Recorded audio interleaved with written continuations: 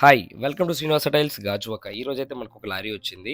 దాన్ని అన్‌లోడింగ్ చేయడానికైతే మన లేబర్ అయితే ఎక్కడున్నోళ్ళందరూ కూడా మార్నింగ్ హడావిడిగా మన దగ్గరికైతే వచ్చేస్తున్నారు. మీరందరూ చూడండి వీళ్ళంతా ఎంత యూనిటీగా ఉంటారంటే అంత యూనిటీగా ఉంటారు.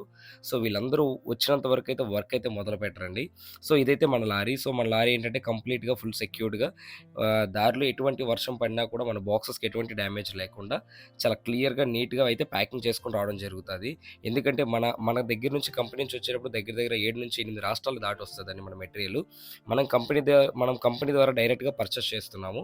సో, అందువల్లే మనం ఇంత తక్కువ రేట్‌కి టైల్స్ ఇవ్వడం జరుగుతుందండి. ప్రతి ఒక్క కస్టమరు, ప్రతి ఒక్క ఫాలోవర్ ఇది గమనించాలి. మన మధ్యలో మధ్యవర్తి అంటూ ఎవరు లేరండి.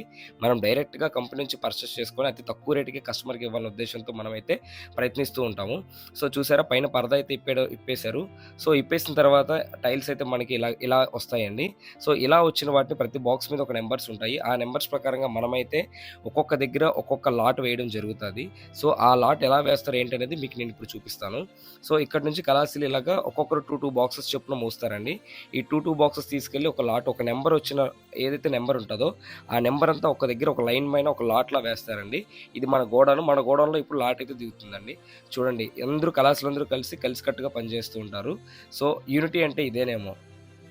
Unity is the most powerful weapon for anything.